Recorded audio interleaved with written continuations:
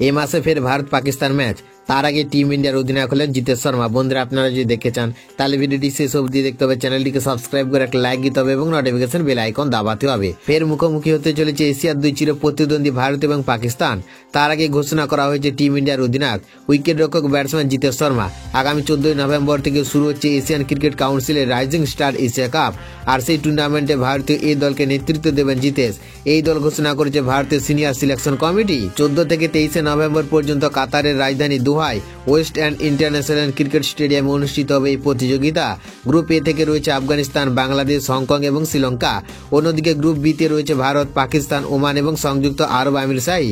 নির্ধারিত সূচি অনুযায়ী ভারত ও পাকিস্তান হাই ভোল্টেজ ম্যাচ অনুষ্ঠিত হবে 16 নভেম্বর। দুই সেমিফাইনাল হবে 21 নভেম্বর এবং ফাইনাল অনুষ্ঠিত হবে 23 নভেম্বর। ভারতের ঘোষিত দলে রয়েছেন প্রিয়াংশু আর্য, বৈভব সূর্যবংশী, নিহাল ওয়েদারা, নমনধীর সহ অধিনায়ক সূর্য শেটগে, রমনদীপ সিং, হর্ষ দুবে, আশুতোষ শর্মা, ইয়াশ ঠাকুর, গুরজাভনীত সিং, বিজয় কুমার বৈশাখ, যুধবীর সিং চরক, অভিষেক পোরেল, শ্রেয়াস শর্মা। স্ট্যান্ড বাই তালিকায় রয়েছেন গুরনুর সিং বারার, কুমার কুসাগারা, তনুষ কোটিয়ান, সমীর রিজভি এবং শেখ রশিদ। উল্লেখযোগ্য বিষয় হল এই টুর্নামেন্টটি আগে এসিসি অ্যামাজিং এশিয়া কাপ নামে পরিচিত ছিল। 2013 সালে শুরু হওয়া এই প্রতিযোগিতাটি পাকিস্তান এবং শ্রীলঙ্কা দুবার করে জিতেছে, আর ভারত আফগানিস্তান জিতেছে একবার করে। গতবারের চ্যাম্পিয়ন ছিল আফগানিস্তান, যারা ফাইনালে শ্রীলঙ্কাকে পরাজিত করেছিল।